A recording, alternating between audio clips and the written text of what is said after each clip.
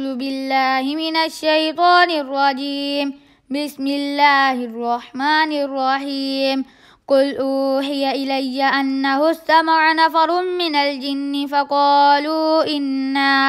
إنا سمعنا قرآنا عجبا يهدي إلى الرشد فآمنا به ولن نشرك بربنا أحدا وأنه تعالى جد ربنا ما اتخذ صاحبة ولا ولدا وأنه كان يقول سفيهنا على الله شططا وأنا ظننا أن لن تقول الإنس والجن على الله كذبا وأنه كان رجال من الإنس يعوذون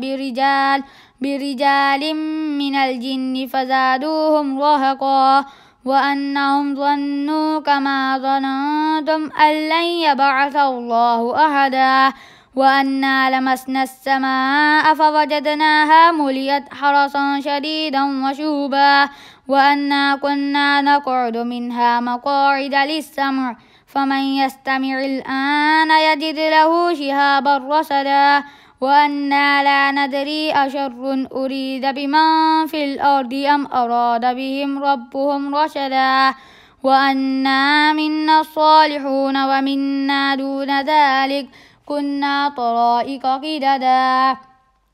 وأنا ظننا أن لن نعجز الله في الأرض ولن نعجزه هربا وأنا لما سمعنا الهدى آمنا به فمن يؤمن بربه فلا يخاف بخسا ولا رهقا وأنا منا المسلمون ومنا القاسطون فمن أسلم فأولئك تحروا رشدا وأما القاسطون فكانوا لجهنم حطبا وأن لو استقاموا على الطريقة لأسقيناهم ماء غدقا لنفتنهم فيه ومن يعرض عن ذكر ربه يسلكه عذابا صعدا وأن المساجد لله فلا تدعوا مع الله أحدا وأنه لما قام عبد الله يدعوه كادوا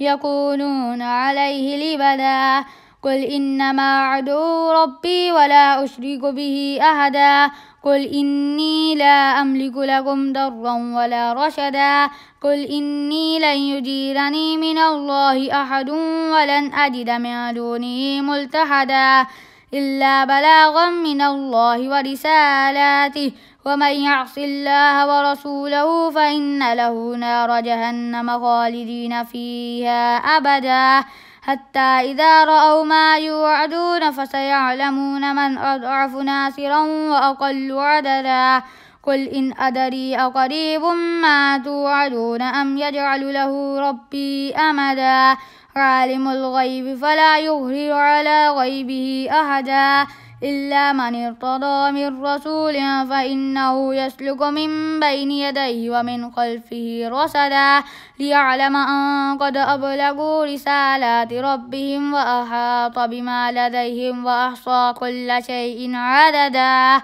صدق الله العظيم.